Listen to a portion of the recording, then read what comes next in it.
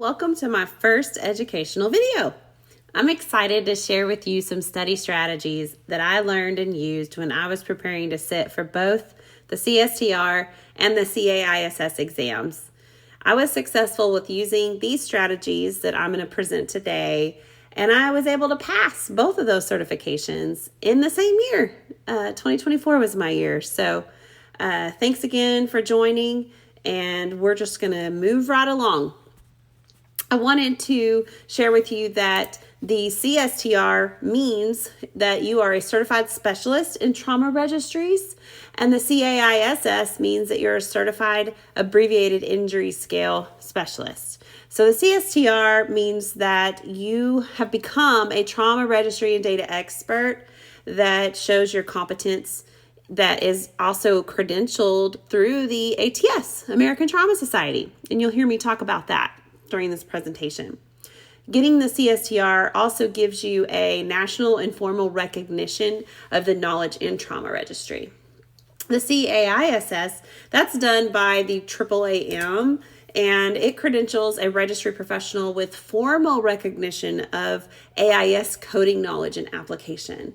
The AAAM is short for Association for the Advancement of Automotive Medicine.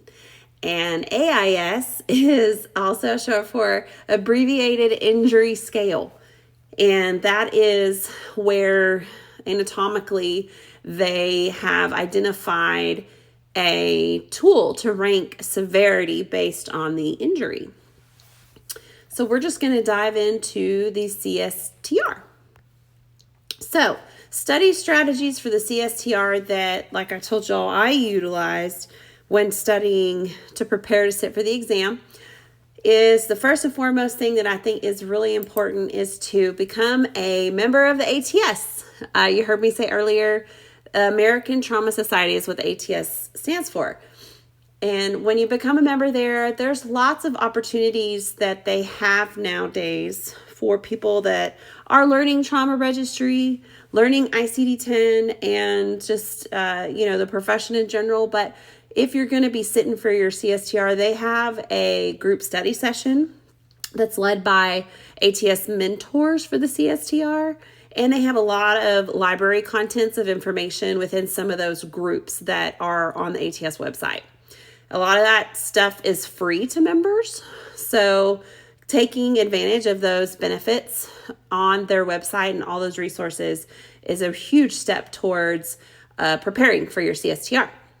You want to also make sure that you attend the ATS Trauma Registry course. That allows you to gain knowledge just in the trauma registry professional itself. And you want to take that course anyways when you become a trauma registry professional.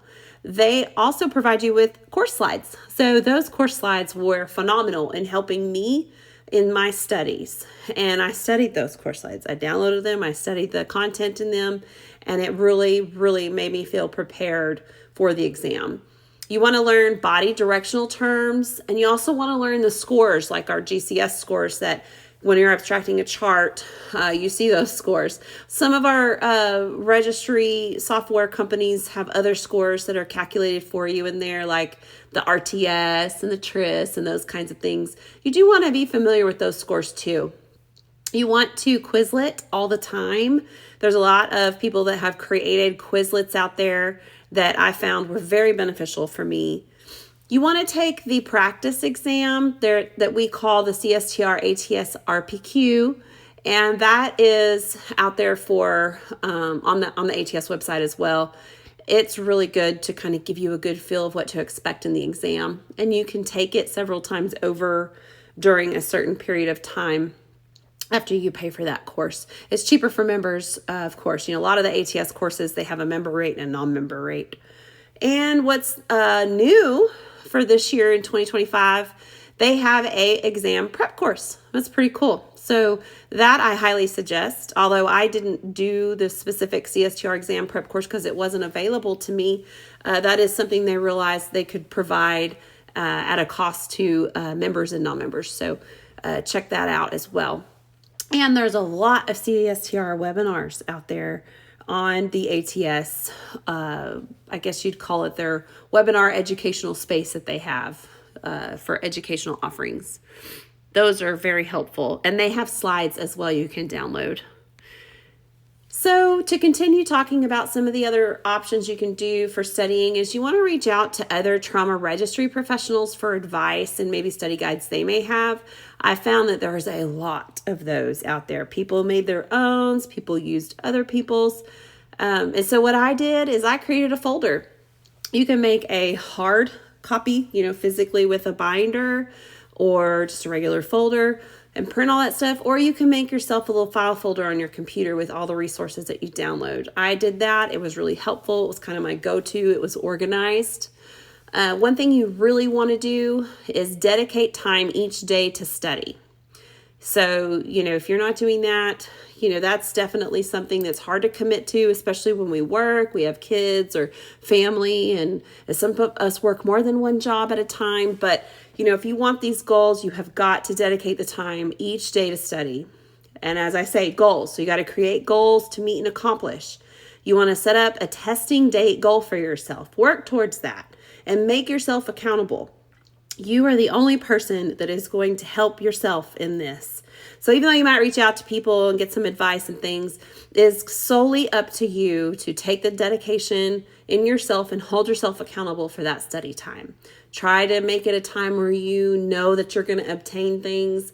When you find yourself, scrolling through videos on social media, stop yourself. Yes, we all need a break. We all like some of that time for ourselves, but when you're focusing on a goal and you really need to get there, then stop yourself.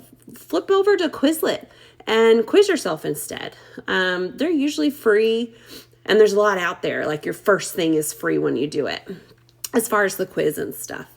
So, make a plan and stick to it. So if you're having to memorize GCS, well, study it until you get it.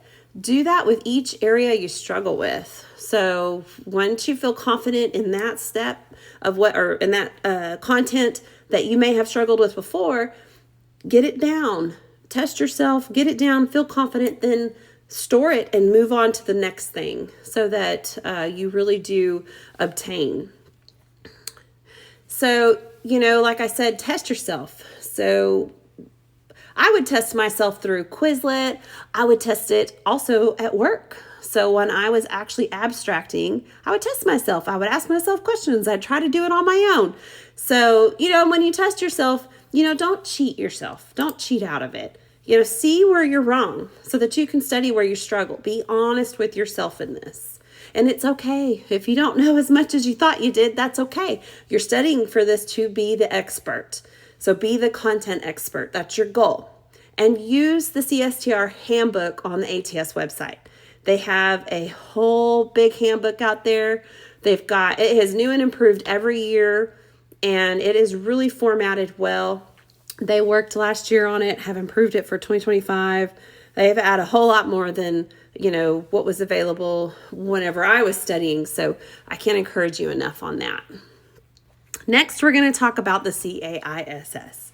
This is the one about your injury severity scoring. And if you have an ACS verified center, you have to at least have one professional that has the CAISS. So it's a lot of people are sitting for this exam. So the 2025 testing options are going to still be on the version that we're not using, AIS 08. So if you've not taken that course, you need to figure out what you can do. If you can maybe borrow a course book from someone and just see if, they can help you with studying the stuff that's in that course book. The AIS 15 does have some slight differences. So you want to just try and really study towards the version that they're testing for in 2025. It's my understanding that in 2026, they're going to be moving on to the AIS 2015 that we're currently coding on. So, study each section in the data dictionary that we get. So you want to go through and read each section individually. And you want to study the clarification documents. Those are available by a simple Google on the AAAM. They have those out there. It's really good information. In fact, there's quite a bit on the ATS group forums that people have made like spreadsheets and stuff to test themselves and to study with that were off the clarification document and parts of the course book and the date dictionary. You want to Quizlet yourself again. There are tons of free tests out there to help yourself with the CAISS terminology and rules and information. And you want to memorize the cranial nerves. There's some tools out there, some mnemonics. That was one of the areas I struggled in, and it really took some time for me to dedicate and get those down. You want to get a feel for the structure of the dictionary because a lot of them are consistent. So there's some areas that aren't exactly the same, but once you get familiar with the structure, that really helps. You can kind of feel a little less overwhelmed. And create a dedicated folder, like a hard or soft, like I talked about before, for your CSTR stuff in, all the copies of things that you've come across. You can either put it in a folder on your computer or you can put it in a folder like a binder or something like that.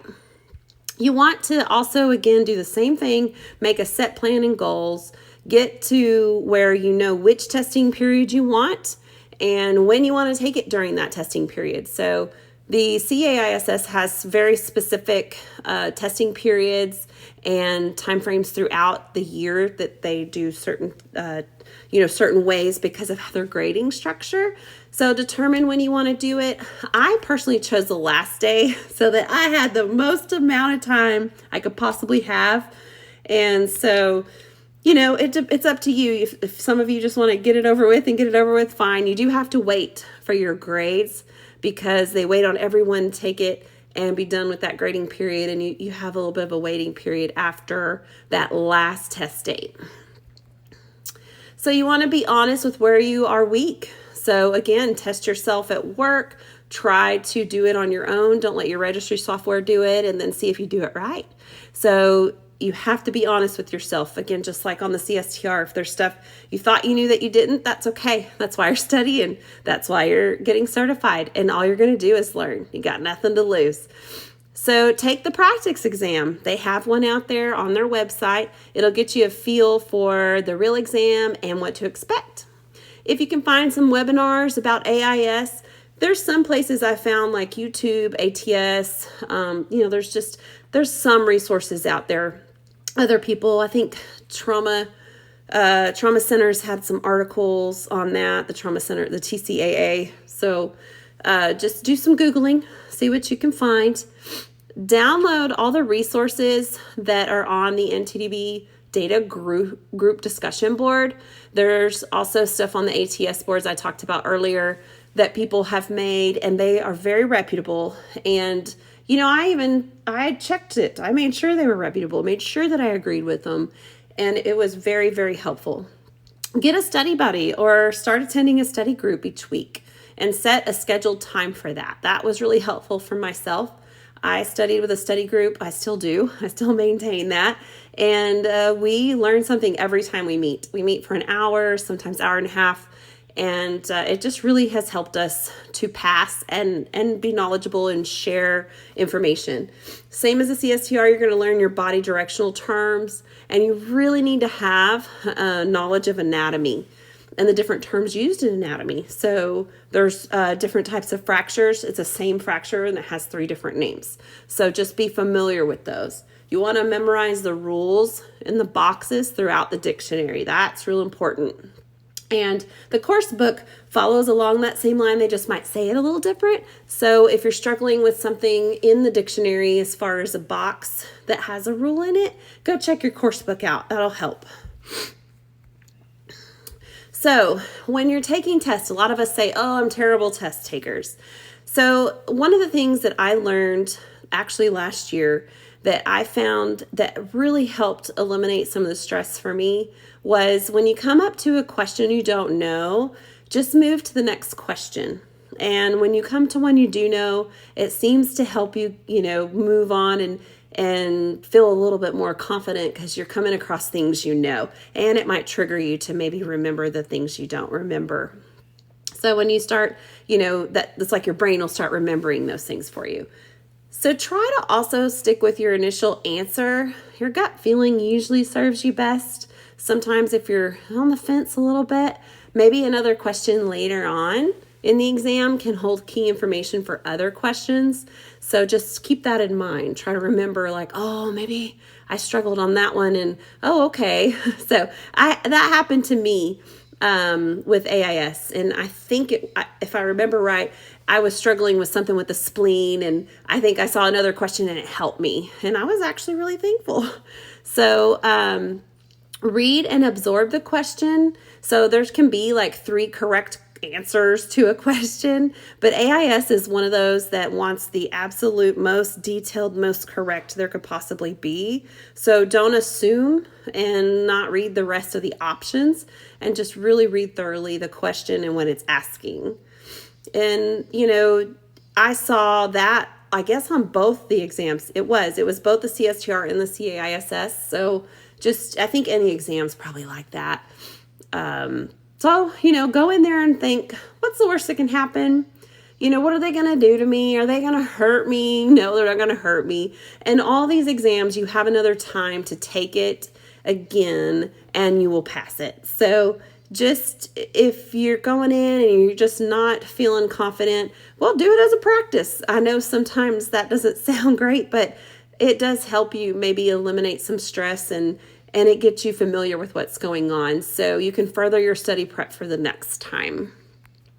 So examples of some of the study resources that I told you about on your computer is make yourself some folders, save stuff, and organize it so that you know straight where to go. You have it. It's quick and it's easy.